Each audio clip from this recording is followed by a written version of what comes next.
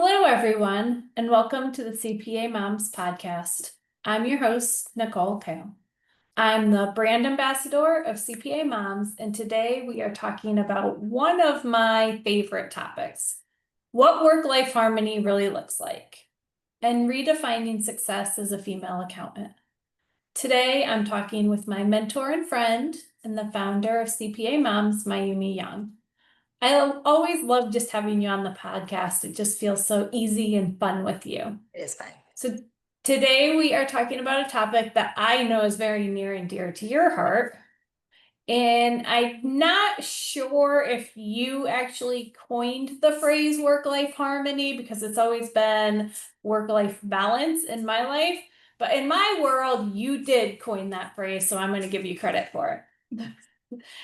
So can you talk as to what thinking or experience caused you to create this new distinction? Yeah. I hello everyone. Um I I look at the definition of words. Words have meaning to me. And I choose my words very mindfully because of that. And when I hear the word balance and you think about it, balance was always that, what is that legal scale that they, when you visualize a scale and you have a weight on one tray and then a equal weight on the other tray, and you're looking to achieve balance. Balance always meant equal. And in my life as an entrepreneur for now over 25 years of my life, this idea of equal or balance, equal amount of time for myself, an equal amount of time for my spouse or relationship, equal time for family and friends and exercise and spiritual work and training and development. Like, no, there is no reality in this planet where you can take all the pieces of your life, even if they aren't equal in the sense of, take 24 hours and divide it evenly. Like there's that level of equal. But there's also this notion of, well, okay, I'm going to compartmentalize and say I'm going to give 2 hours, the 24 hours to this and 4 hours here and 8 hours to sleep. And that then I'm going to live my whole life with this equation in this balance every day forever. It's just not realistic. It's a complete setup. And I think what a lot of us try to do is what we feel is the pain of things being out of control, chaotic, overwhelming, where you just feel like, and the words I used all the time when I did not have a command of this concept in my life, which was most of my life. I'm going to be the poster child of not this working, which is why I struggled with it so much, which is why it makes me probably a better person to champion this idea, this new model of living and working, because it was so hard for me.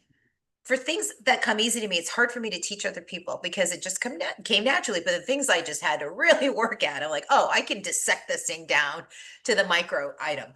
But what I used to say all the time is, aside from I feel overwhelmed, I was always busy. I always said, I feel like I'm taking one step forward and two steps back.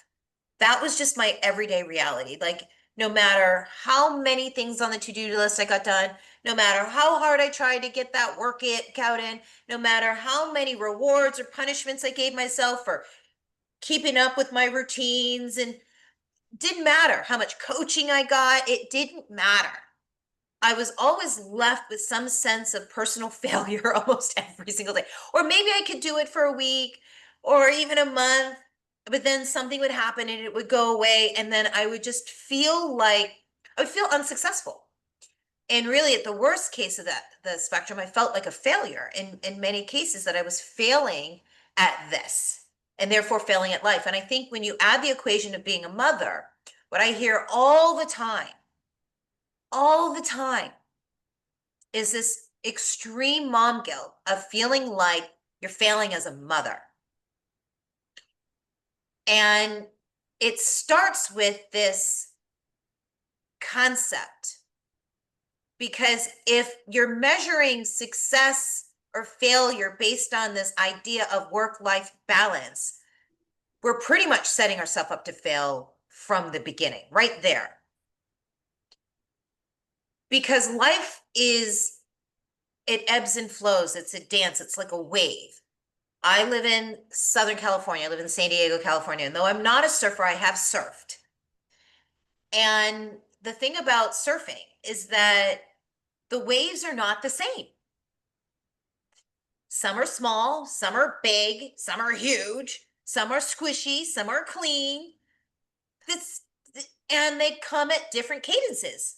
Sometimes they come one right after the other. Sometimes there's one and then you wait a bit and then the next one comes. And life is more like the ocean, more like the waves of the ocean. And work-life harmony versus work-life balance is more about how we choose to ride the waves of life. If we imagine life being our time on the surfboard in the ocean, and when our life comes to a completion, which is 100% a reality for a certainty for everyone, that at some point we will no longer exist, whenever that time is, that to me is when we leave the ocean. You know, I think most of us are just trying to paddle to shore. Like, get me off this, get me out of here. But I will tell you, and I'm going to use the surfing analogy because I think it illustrates the point of balance versus harmony the best. That when I am paddling with the wave, and then I jump on the board and I'm riding the wave, whatever it's giving me, whitewash, bigger wave, whatever, that's actually really fun. Whee!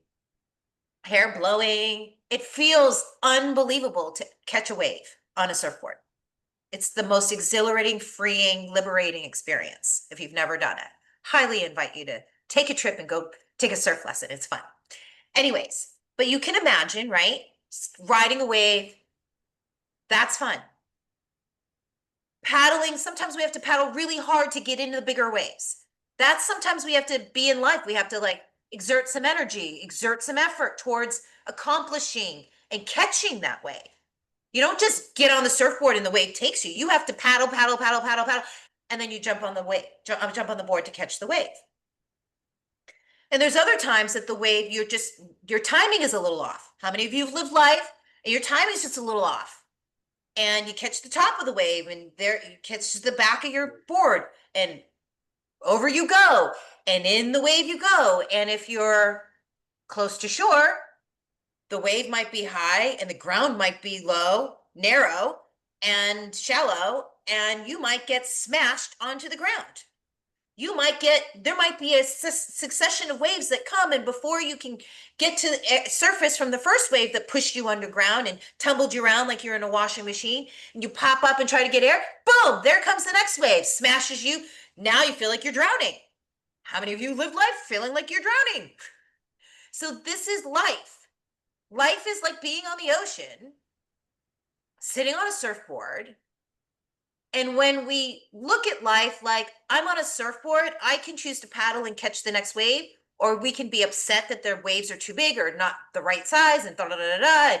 They got the wave and I didn't get the wave. And we could make a whole analogy about surfing. But the bottom line is you have to be in a harmonic relationship. Harmony is about like a symphony of all of these different pieces and parts that all work in concert with each other. In concert with each other. You can have a beautiful orchestra or harmony with 2 instruments playing, or 50 instruments or 100 instruments all playing, each their own notes, some longer, some shorter, some louder, some softer. And then 4 bars later, it all changes. And 4 bars later, it all changes. So when we can accept and look at life, all aspects of it, motherhood, entrepreneurship, or your employment or your career, your personal well-being, your family, your friendships, your marriages or significant others, your relationships, your friends, your hobbies, all of it. Take all of life and expect it all to be constantly changing. The only constant is change. Then we will recognize that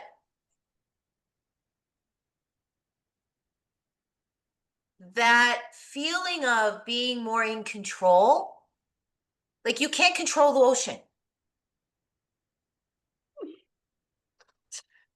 The feeling of control isn't like trying to control the ocean or the circumstances, because the circumstances, the waves are going to come, they're going to be what they are, and you're either going to catch them or you're not. But the more that we can move with those waves and catch as many of them as we can and enjoy the ride when we do, and recognize that sometimes we're going to get smashed onto the ground or tumbled or feel like we're drowning, knowing that it's always temporary and that we can create the next experience and get back on that board, then there's no such thing. A surfer doesn't say, oh, well, I didn't catch the wave the same way every time, or the same, like every wave is different. There's no expectation that it's going to be the same each time. So why should every day be the same? You can aspire to a certain schedule, a certain rhythm that really works for you, that you like, but the minute your baby throws up on you on your outfit when you're walking out the door for the most important meeting you've had in your entire career and you're late, well, then you just got smashed on the ground in the wave. That's okay. Get back on your board, start over, new game, and be in a dance with it. Where it's a problem is how we relate to what's happening. If we relate to what's happening as it shouldn't be this way. I should be a better mother. I should be more attentive. I should spend more time with my child. I should this, I should that. But I bet if you interviewed your child, and if they could speak in adult words, if they're little, they would say things like, they just love your presence when you can give it to them. This standard that we establish for ourselves as women is unattainable. It's a facade. It's a made up ideal. I think I said this in one of the other podcasts. We have this made up ideal woman that we've concocted from the media and what we've seen, and it's the perfect of everything. She looks perfectly, she says the perfect thing, she always acts perfectly, she does all the right things. This is our ideal woman. Every woman has concocted an ideal woman, and then we just compare ourselves to this ideal woman, and we're never going to measure up to this fake person that doesn't exist on the planet. And I think that the more open and honest we are in sharing how life really looks and the real struggles and the challenges and the feelings that we feel. I mean, I'm heartbroken when I leave my dog and she whines. Heartbroken. Like, ah! I have to take her everywhere. Right. So it just, I hope that answers the question, but there's harmony is being in dance with every wave that happens, no matter what that wave looks like, knowing and anticipating that the waves will always be different, the timing will always be different, and life is every day is going to present you with something new. If you're so rigid and trying to control your life in the way it looks, you're going to, it's like being on the board and be like, I have to do this way, I have to, every 32 seconds, I have to turn the board. And what if there's no wave at that time? Like, try to dance with what life is presenting you, and you'll feel more successful. Give yourself credit and acknowledgement for what you're doing right as a mother. Is your child alive? Are they healthy? Are they educated and clothed and fed and have a roof over their head? Congratulations, you're an insanely successful parent. That you spent an hour playing with them instead of the 5 hours that you wanted, that they had more screen time that you wanted them to have versus the board games that you wanted to play, or the outdoor stimulation, or the Mozart you wanted them to listen to. Well, I don't, like, please, let's all just cut ourselves a little slack. And I think that we will all be a lot happier and more fulfilled. And ultimately, your child wants what you want to model to your child is your own happiness, your own joy and exuberance for life, because that's ultimately all you want for your kids. And if you don't have children, the conversation is still the same. Dance with life, whatever it gives us, and get on the board, and whatever shows up next, ride that wave.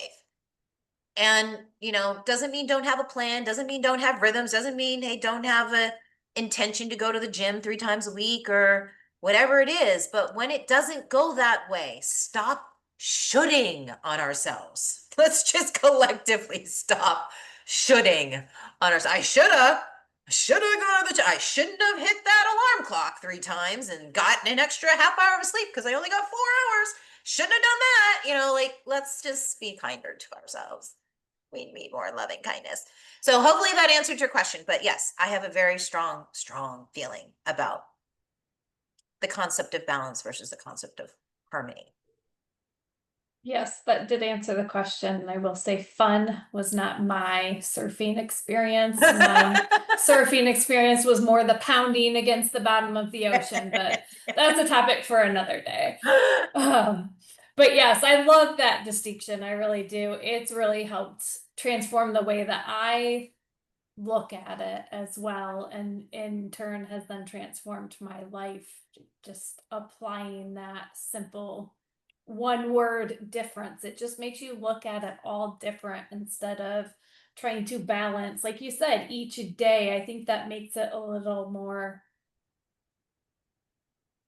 short term, instantaneous. Like you feel like you have to constantly be keeping the balance going, whereas just looking at, a longer period, your week, like what do I have? Is everything in flow? So I really love that. So what does work-life harmony actually look like in your day-to-day right now? Good question. It's very much about having an intention to my day. What is my day? What does success look like today? And usually that intention is set up the night before, and not always. So sometimes I set that intention in the morning. So for me, I know, though I am an imperfect human at this, I know the levers that if I keep these things in my life as constants, kind of like brushing your teeth, that my life works. And when I don't have these things in my life, then it doesn't work quite as well. This is when I start to experience overwhelm or stress or agitation or a lack of patience or all those things that come with feeling at the effect of my life versus at the driver's seat of my life. And some of those things, I call them the hinge in the door. Like I used to have like 10 daily practices, and boy, that was a lot to like take on. Like, okay, I'm gonna drink a lot of water, I'm gonna go to bed by this time. And then it started to become, I'm a human doing and not a human being. Then these opportunities to improve the quality of my life became tasks. And then I felt dominated by the very things that were supposed to improve my life because I became governed by these things versus at choice.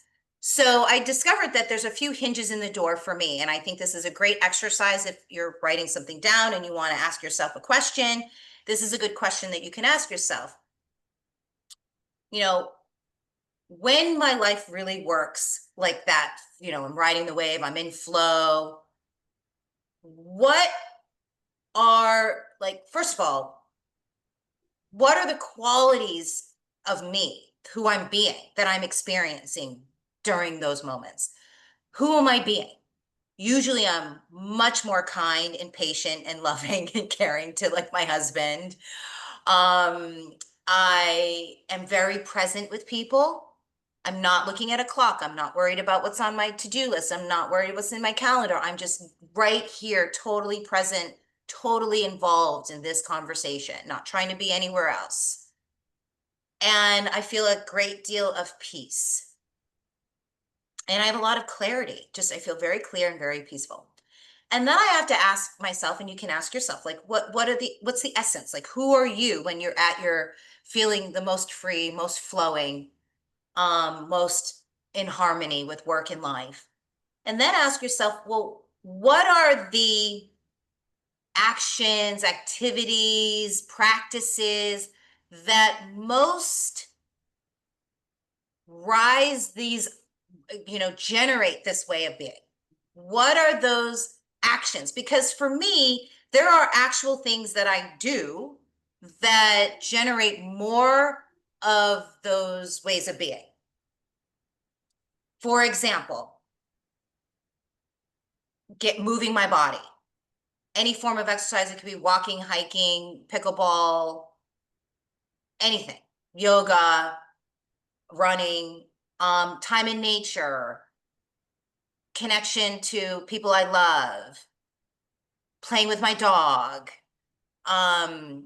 serving and supporting in a mission driven venture of some kind, eating really healthy and well, sleeping. But you can make this long list, and all those things are true. All those things support and create and encourage this optimal state of being. But there's usually what I call a hinge in the door. A hinge is a very small piece, and the door is a big object. But without the hinge, it's difficult to open the door. So the hinge in the door is, of all of those things, what's the one or two, not more than three things that are like, you do those things and it opens the door to everything else. You're just naturally. So I know if I start my morning right, and for me, starting my morning right is starting with a meditation, gratitude, prayer. That's me starting before my feet hit the ground, before I turn my phone on and look at my emails or my messages. If I have spent the first 30 minutes of my morning in meditation and gratitude, literally saying what I'm grateful for out loud, and in a prayer form, all of those, that, whether I do it for 2 minutes or 20 minutes or 30 minutes, that is a hinge in the door for me. Almost everything else in my day could go any way that it chooses to go. But if I started that day doing that one thing, that anchored a successful day for me. I feel like my whole day was successful no matter what happened in the day. The other things that are hinge in the door are how much sleep I got. So that is not a function of what I do that morning. That's a function of what I do the night before. So everything about my well-being is usually a function of what I set up the night before in terms of how much sleep I get and how I start my day. And then everything else, literally, everything else falls into place when I'm doing those things and those practices. How much water I drink, how healthy I eat, how much movement I get, they all naturally just are part of the package. So I think the opportunity, and what I invite you to do is, if you make this long list, is really consider, like, if you only did one of the things, which the one or two things that then opens the door to all the other things are the highly probable are going to happen because you did this one thing. And maybe for you, it's exercise. Maybe for you, it's time alone. Maybe for you, it's a morning coffee and a newspaper. I don't know. But everybody has a hinge in the door. And with that comes the opportunity to feel in command, in the driver's seat of your life, and being able to move the pieces in the right place in the day based on that day's intention, and having a clear intention of what success is going to look like for that day. That's going to help us focus on big rocks. And there's a great video that I think we can share maybe in the newsletter as the favorite findings, is this great video on the idea of putting the big rocks in your life first. And when we do that, we feel successful and all the other small things, the immaterial things in life, the things that don't really matter, all fill in the spaces. And so I encourage you to watch that video because I think it'll give you a lot of sense of what I'm talking about, of what work-life harmony could look like. Harmony is, concept of putting those big rocks first, defining what those big rocks are, which are the hinges in the door, and like really committing to having those things present in your life to serve you. Is sort of put the mask on yourself first, and then you can help everybody else. And really knowing what and setting the intention for your day of what success is going to look like. For you, it might be, I'm going to get this one tax return done today. And if it's the only thing I do today, I'm going to feel successful. I used to have a little mini whiteboard on my desk and it says, what's the one thing? And I always wrote, if I just do this one thing on my 42 thing to-do list, that I will feel successful. And if you ask that question at the beginning of the day and you make that the first thing that you do, then everything else is gravy. Everything is a bonus. And then you stay out of this feeling of being one step forward, two steps back. You stay out of the feeling of overwhelm. You stay out of the feeling. And there's more to it. And that's a whole different conversation to like deal with overwhelm, which is a choice. Stress is a choice. That's a whole nother conversation for another day, but hopefully I answered your question. And what does it look like for me? Yeah, yes, and that's a very powerful video, the Big Rocks video. I like that one. Another thing that, it's one of those things you can watch it and then just move on and forget about it. But if you watch it and you like actually just take one step from it, just one action that you're like, okay, I'm not gonna just go, oh yeah, that would be great if I did that, but I'm actually gonna implement something from it, then it can really transform your life. I know that work-life harmony feels more attainable than work-life balance. But even then, right, sometimes life just throws so much at you. It can be hard. Life is hard. Have there been seasons where even harmony felt impossible? Absolutely. It's the surfing example. I Oh, 100% yeah. have been smashed on the ground. And then when I just get up enough, get one nostril above the water to get a breath of air, another wave comes and smashes me on the ground. And then I get up and then another wave comes and smashes me on the ground. That does not feel like harmony. No, no. I mean, we live in the real world. And in the real world, the external circumstances and even the internal ones aren't always going to be in perfect alignment. We're not looking for perfection here. And I think that's the key message I want to get across, is that we're all perfectly imperfect. And there is no way it's supposed to look. And every individual gets to define what success and work-life harmony looks like to them. It's not the same for any two humans. And I think that when we give ourselves permission to, you use the word seasons. I love that word.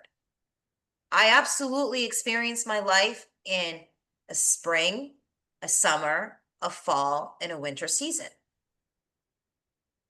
I've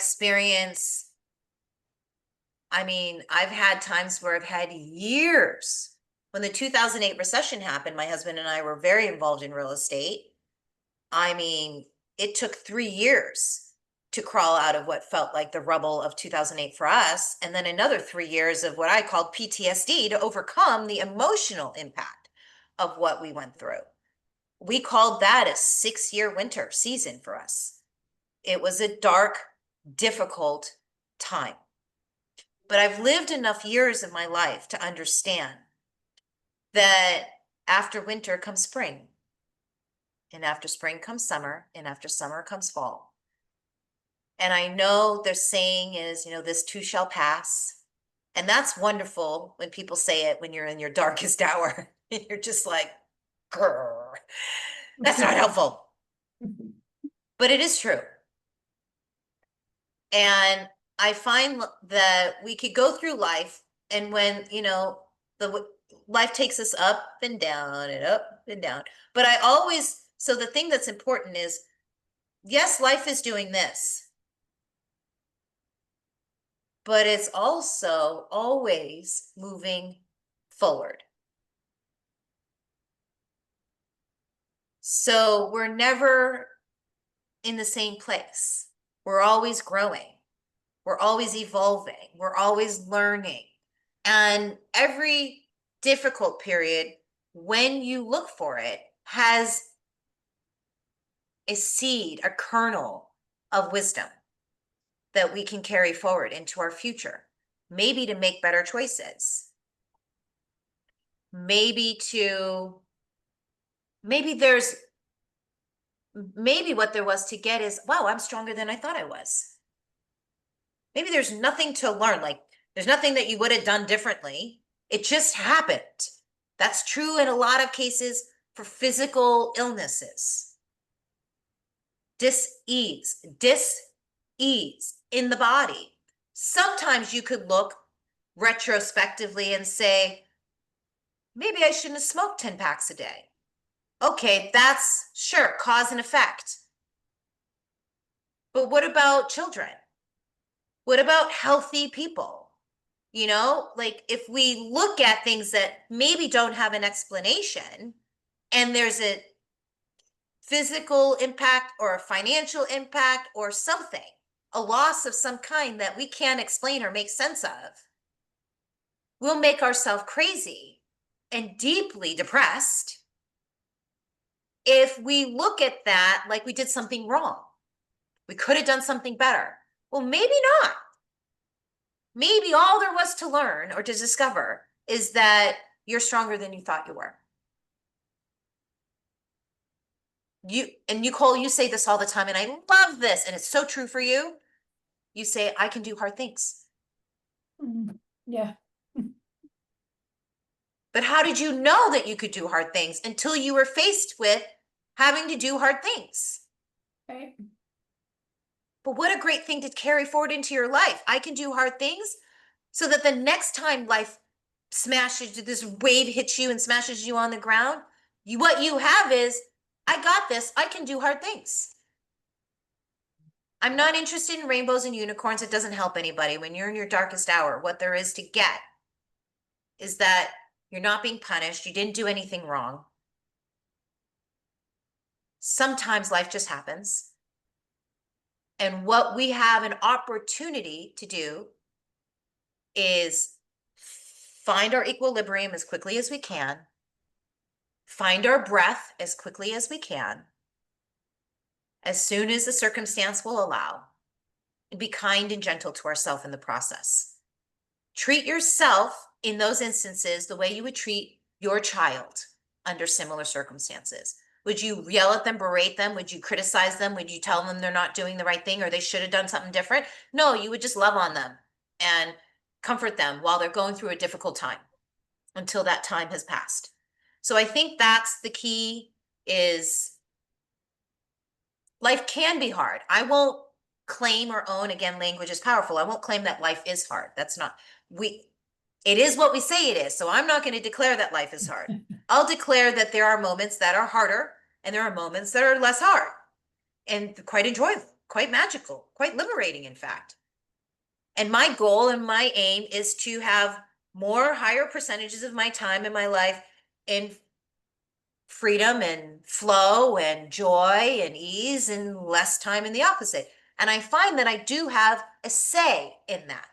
Not all of it, but a good portion of my experience of life is an internal game.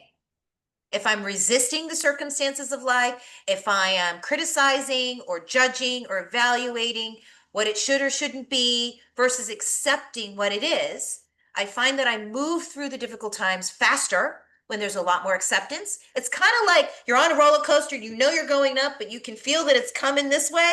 You can either put your arms up and enjoy the ride because you're going down whether you want to or not, or you can grip and try to stomp your feet and try to stop the train from going down. Well, that's a lot harder.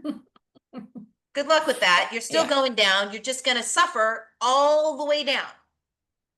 So choose, which one do you want? I'm imperfect. I'm a perfectly imperfect human being. Sometimes I throw my arms up and I enjoy the ride. Sometimes I drag my heels and I drag my body along the whole track while the train is pushing me. And each time I get up and make a better choice the next time. So,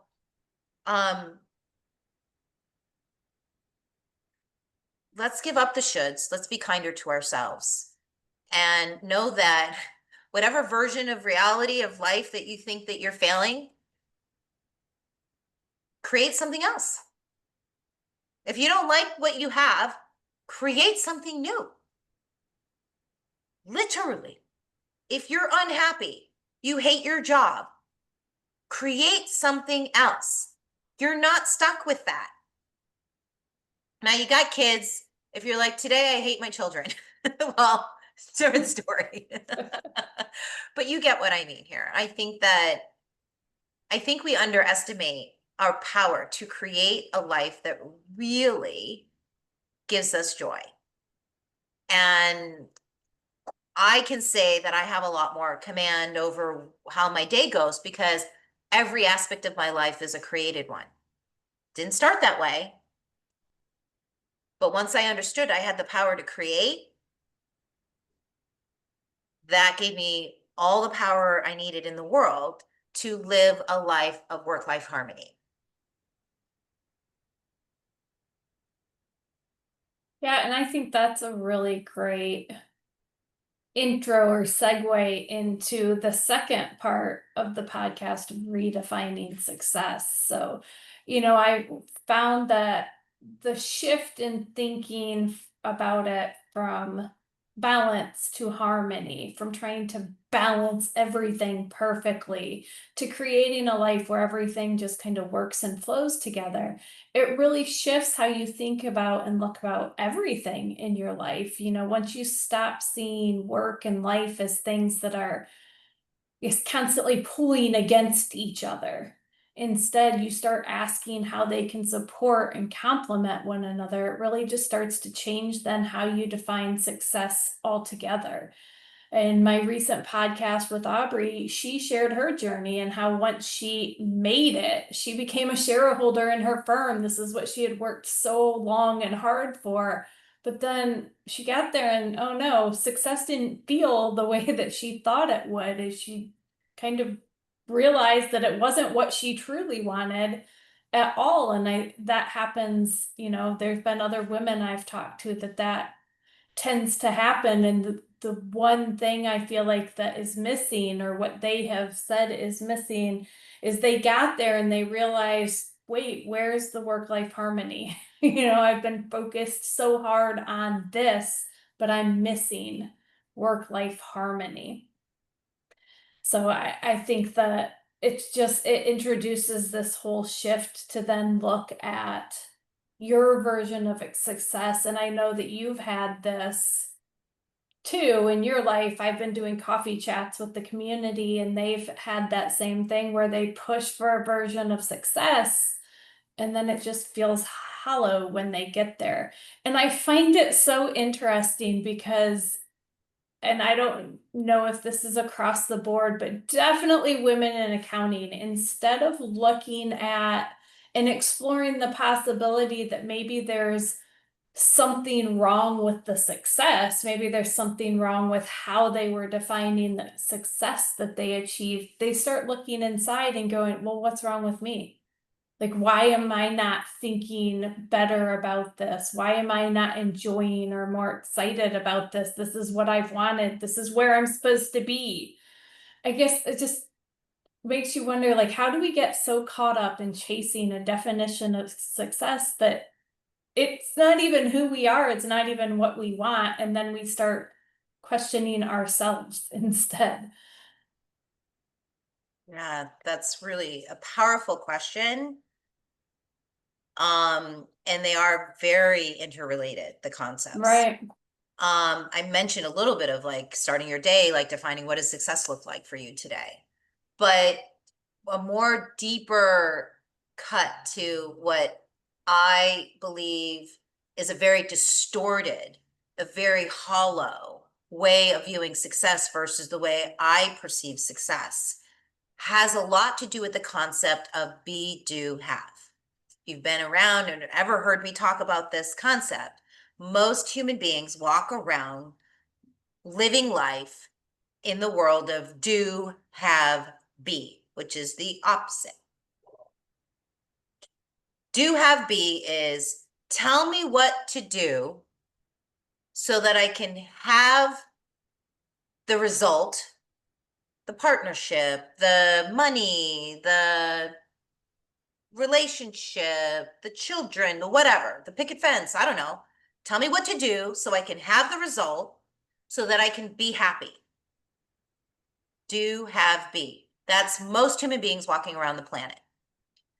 Unfortunately, all of the wise folks that have come before me have explained to me, which I have inherited and adopted and have also now shared as my belief system, is that life, a successful life, operates from be, do, have. What does that look like? That means if happiness is really what success is for you, if that's the end game, let's start by redefining what success is, right? If success is a destination or an external object of affection, whether that's a person or a thing, you will be left unsatisfied at some point. Because the destination, think about climbing a mountain. How hard, how much money, time, and energy is it to go climb Mount Himalaya?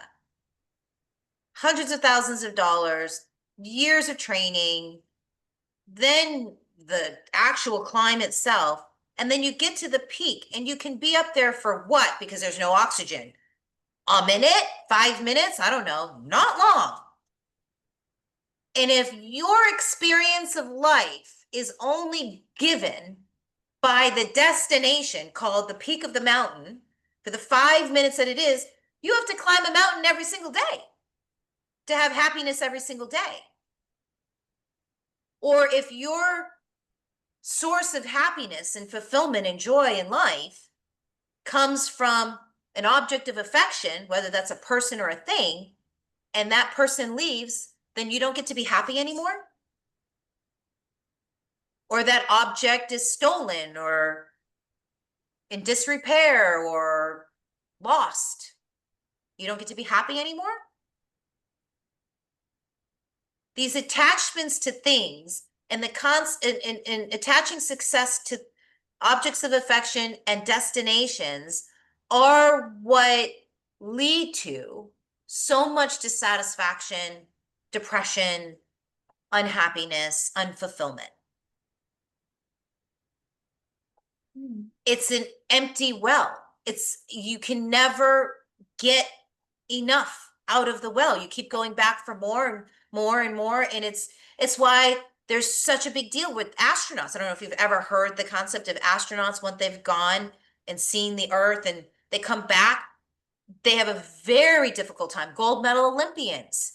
You dedicate your whole life to achieving a gold medal. Now what's your life for? You had it, you had your moment of celebration. Where's all the joy and fulfillment anymore? You've seen what a dozen people to 5 dozen people in the world have ever seen, which is the Earth from space. What else is there? Right? Like, and those who are striving and seeking fulfillment and joy outside of themselves will always be searching and seeking and never actually rarely achieve it. It'll be fleeting, it'll be momentary. And you'll be grabbing for it and grasping for it and constantly trying to recreate it by buying more things or getting into a better relationship because this one isn't easy anymore. And so be to have is, what does success look like for you? Redefine success. Success for me is a state of being. It is, I feel happy and joy and fun and passion and connection and purpose and love and freedom.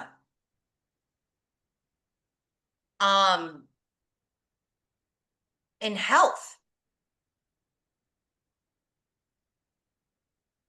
It's being and choosing those states of being first. I'm choosing to wake up grateful. Because guess what? I have all my parts work. I have a roof over my head. I have food in my belly. I have breath. I woke up today. Everyone, if you have nothing else to be grateful for today, you could be grateful for that you woke up today, because not everybody who goes to sleep wakes up the next day.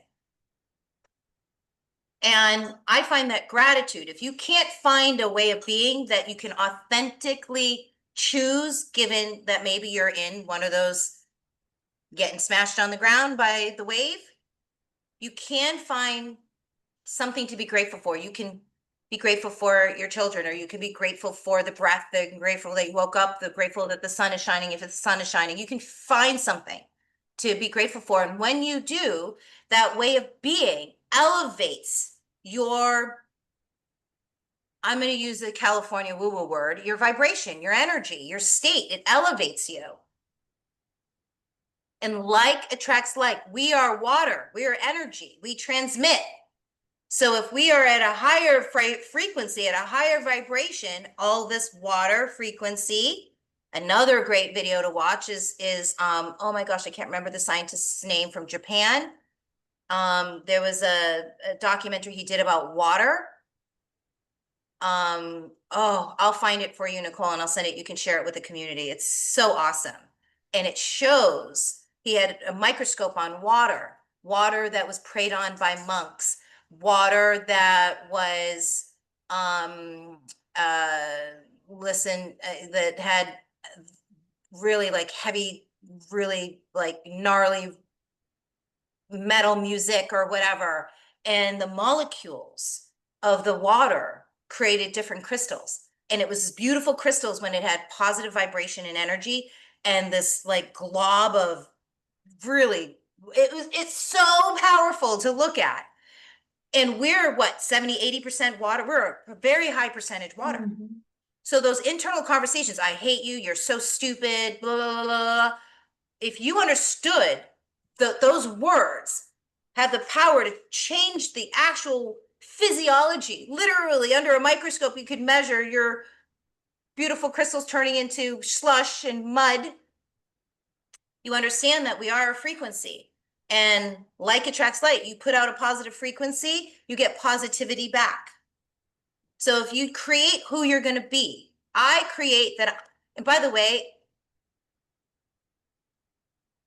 this is a belief I have, and I was taught this a while ago by a body of work called Landmark Education.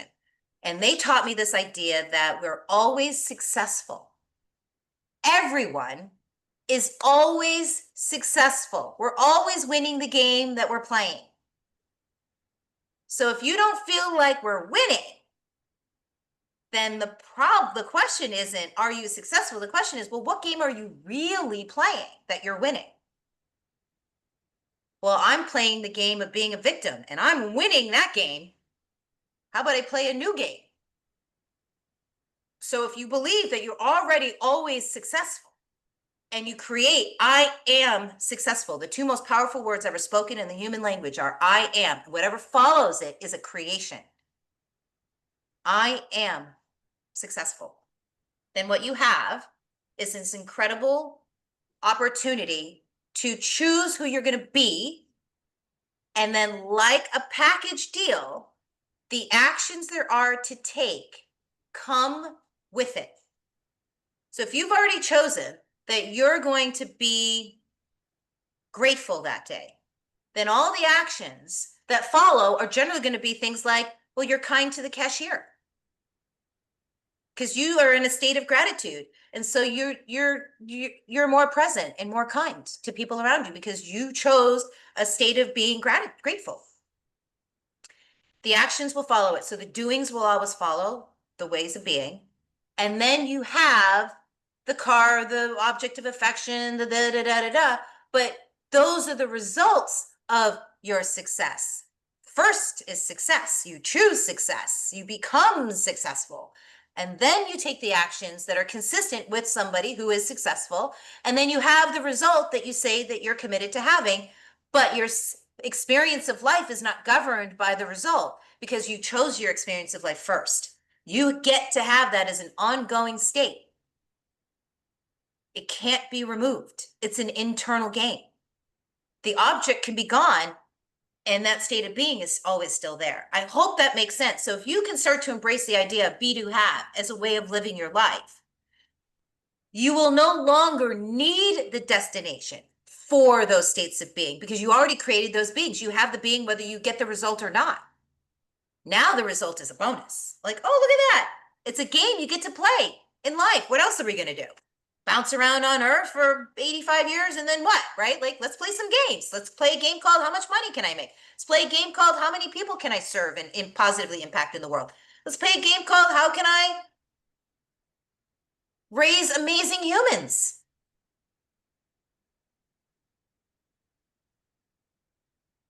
Yeah. But in the meantime, enjoy the process. Enjoy the game. Right. Good. Great. Yeah. Good stuff.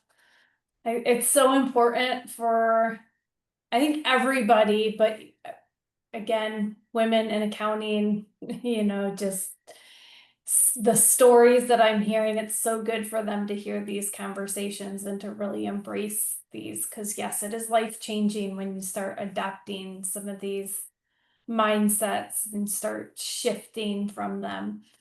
So in the last, Can I say one last thing before you go? And I promise to keep this short. yeah.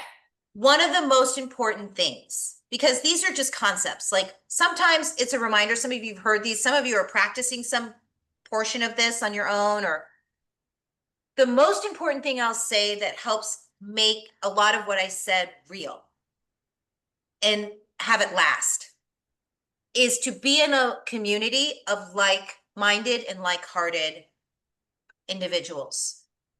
Because when it's just you and your thoughts, it's so easy to convince yourself that these concepts that we're talking about, you don't have time for them or whatever you want to tell yourself. But when you're in a community and you're all philosophically aligned in values, aligned in overall what you're out to accomplish in life, then you have that support mechanism and that support system. And sometimes I just need a friend to remind me, oh yeah, this too shall pass. I need Nicole to say, how you feeling today? Seem a little tired. You seem a little down. Need those mirrors sometimes. This is not a one-woman sport. Life is meant to be lived in community. The tribes, especially women, we're a communal being.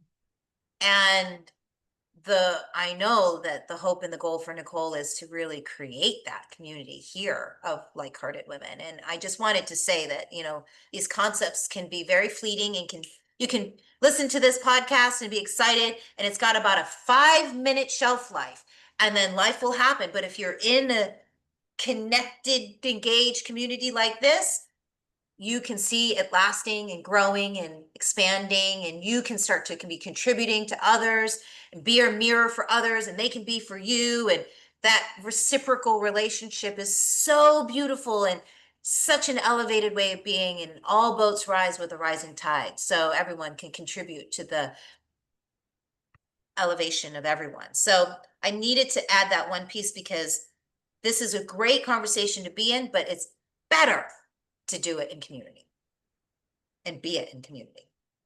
Sorry, Yes. I'm done. No, that was perfect. You actually answered my last question without me asking the question, so it was great. Awesome. So one of the biggest realizations that I've had on this journey is that I used to feel like I had two lives. I had my career, and then I would shove the rest of my life, the things that I really enjoyed that I wanted to do, spending time with my family, any passions I had, that was my other life. But the truth is, we only get one life.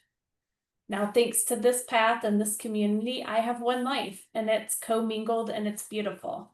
Work-life harmony isn't about balance, but it's about integration. It's about creating a life, one life where your values lead, your priorities align, and your version of success actually feels like success, not somebody else's definition of what it should be that you aren't excited about. So I'll leave you with this. What would it look like to truly live one whole beautiful life on your terms? Thank you so much for being here with me, Mayumi. Thank you, That's Mom. it for today's episode. At CPA Moms, we believe women can have a successful career and raise a happy family. Ready to embrace work-life harmony and connect with like-hearted women? Join our CPA Moms Facebook community. Just click the link in the show notes or search CPA Moms on Facebook. We can't wait to welcome you. Until next time, thank you for being here. We see you, we believe in you, and we can't wait to grow with you.